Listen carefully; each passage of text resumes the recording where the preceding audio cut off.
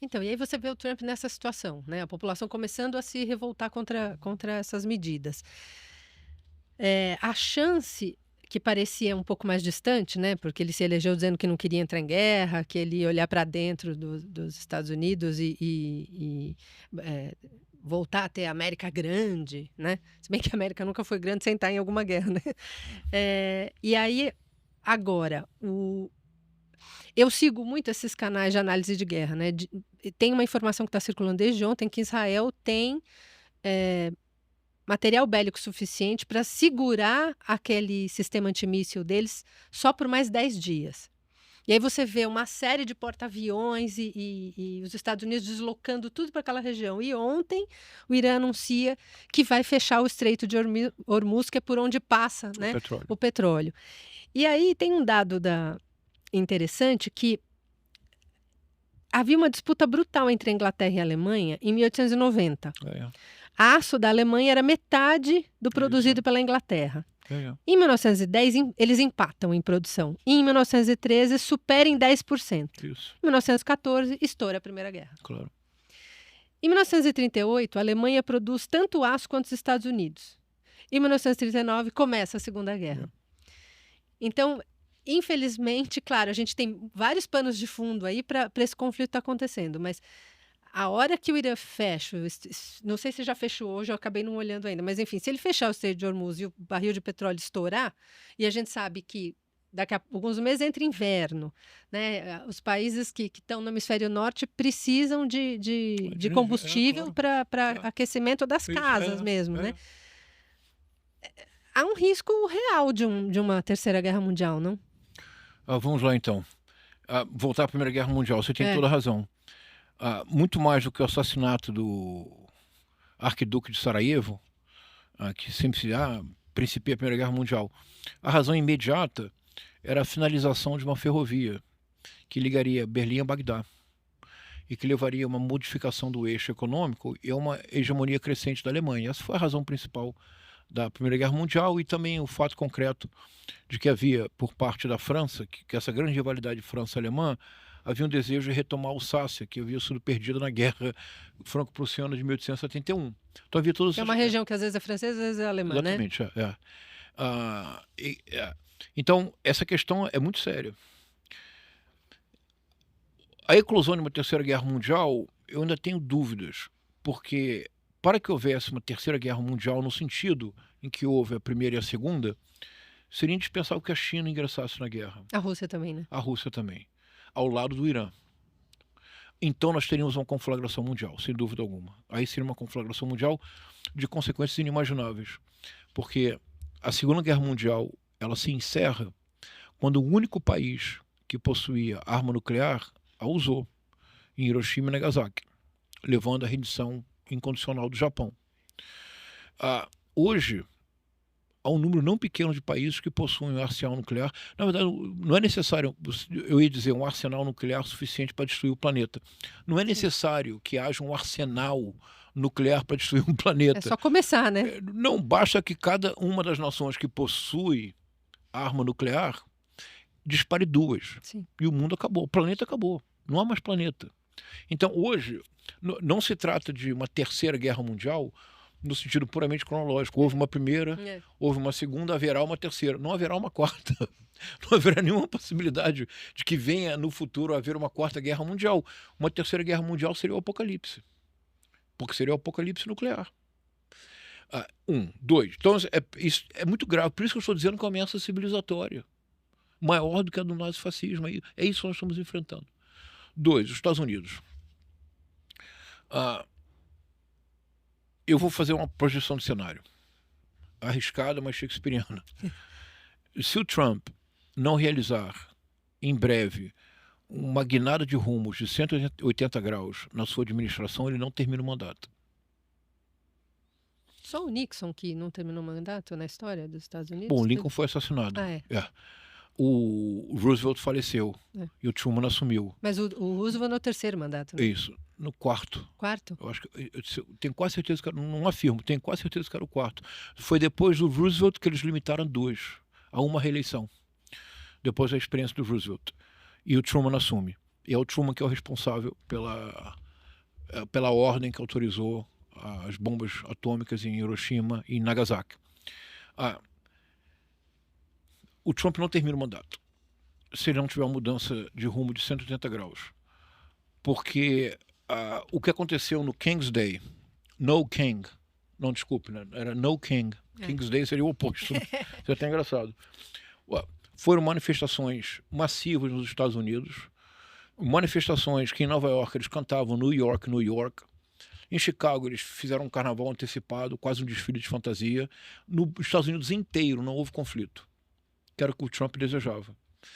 Foram pessoas saindo, pessoas idosas saíram das suas casas de acolhimento para idosos e foram para as manifestações. É evidente o projeto autocrático do Trump. E é chocante. Uma coisa que é muito chocante, Regina, que eu acho que é importante mencionar, porque nós vivemos isso no Brasil, e aqui em São Paulo, então, é desesperador. Para fazer uma política pública consistente, você precisa de, no mínimo, 3 ou 4 gestões em que haja continuidade daquela política pública. Uma política consistente, sim, em que você, de fato, tenha uma infraestrutura, você tenha um banco de dados, você tenha a máquina funcionando. Você precisa pelo menos de 10 ou 20 anos para ter uma política pública realmente sólida, como, por exemplo, o Bolsa Família. O Bolsa Família é o que é, porque o Bolsa Família veio desde 2002. Já são continuidade, né? São 23 anos de experiência. Mesmo o Bolsa Família quase foi destruído pelo Bolsonaro. Uma política pública exige 1 ou 2 décadas. 1 década eu acho pouco. É o princípio. Mas 2 décadas você fortalece uma política pública. Em 2 anos você acaba com essa política pública. Basta você cortar, asfixiar. Você nem precisa dizer que você é contrário à política pública. Você asfixia ou você muda, por exemplo, a composição dos conselhos, de modo que todas as decisões legítimas e democráticas sejam decisões no sentido de acabar com aquela política pública. Isso em São Paulo aqui aconteceu. Você me contava, né? Acho que vale até a pena você mencionar. Está acontecendo, sim, nos conselhos de defesa do patrimônio, né? O CONDEFAT, o CONPRESP, tem as indicações de governo, então tem uma minoria ali da sociedade civil, que nunca tem maioria de voto, então o CONDEFAT tem aprovado tudo, né? Estava contando especificamente da concessão dos parques públicos, tem alguns que são tombados, mas não é só com relação a parque, com relação a outras questões também. Então, você não acaba com o CONDEFAT, com o CONPRESP, não, você só vai lá e muda a formação do conselho, né? E o que acontece hoje, então, o que eu digo ameaça civilizatória? Por exemplo, Netanyahu, há 48 horas atrás, deu uma declaração sugerindo que uma possibilidade de resolver o conflito seria assassinar o líder iraniano. Regina, nós não estamos falando de um chefe de milícia. Nós estamos falando do dirigente de um cartel. É o líder supremo, né? Isso. Nós não estamos falando do dirigente de um cartel do narcotráfico de Sinaloa. Nós estamos falando da autoridade máxima de Israel, dizendo que a solução é assassinar a autoridade máxima do Irã. É inconcebível. Então o que está acontecendo? Eu proponho que o capitalismo vive hoje a sua crise mais séria. A mais séria crise que o capitalismo jamais enfrentou. Não são as famosas crises cíclicas estudadas pelo Karl Marx, não são as crises financeiras de especulação imobiliária ou de especulação financeira como 2008. Hoje o capitalismo vive a crise que obrigatoriamente mudará a famosa frase do Mark Fisher. O Mark Fisher, numa famosa frase, dizia: para nós é muito mais fácil imaginar o fim do mundo do que imaginar o fim do capitalismo. Pela primeira vez, para não viver o fim do mundo, nós temos que imaginar o fim do capitalismo, ou sua transformação radical. Isso em que sentido? O capitalismo só faz sentido se houver a pressuposição de que existe a possibilidade de uma acumulação infinita de riqueza. O filho será mais próspero que o pai, que foi mais próspero que o avô, que foi muito mais próspero que o bisavô. Essa é a lei, entre aspas, natural do capitalismo. Isso é a lógica do American Dream. Há uma palavra no inglês americano que define isso, que não havia no inglês britânico, que é uma palavra absolutamente maravilhosa, porque ela sintetiza toda essa ideia. A palavra é one-upmanship. Então, up, para cima, manship, a capacidade de sempre subir um degrau na escada. Então, o que define a mentalidade americana? O one-upmanship. Isso não é mais a realidade, né? Agora, a palavra não existe, nem faz sentido em inglês, mas teria que ser one-downship. Não pode ser mais one-upmanship, seria one-downmanship. Não faria sentido, nem existe em inglês a possibilidade de dizer isso. Mas por quê? Porque havia uma ideia implícita, uma ideia oculta que finalmente foi revelada. É que só era possível a acumulação infinita de riqueza se a natureza, de igual forma, fosse um repositório igualmente infinito de novas riquezas, me permite redundância, naturais. O carvão, a tração animal não é suficiente? Carvão. O carvão não dá mais conta da complexidade da indústria? Petróleo. O petróleo não é mais suficiente? Gás natural. O gás natural? Eletricidade. O que seja. O planeta está definhando, o planeta está morrendo. Há um conceito que explica isso, que é o antropoceno, é a ideia de que a ação humana produziu uma época, uma idade geológica. Idade geológica se conta por dezenas, centenas, milhões de anos. Em 2 séculos, a ação humana transformou de maneira radical o ecossistema chamado planeta Terra. E a única espécie que destrói o seu próprio habitat. É isso, é a única, de fato. Não há outra que o faça. E mas se diz racional, né? Se é assim, então o capitalismo encontrou seu limite.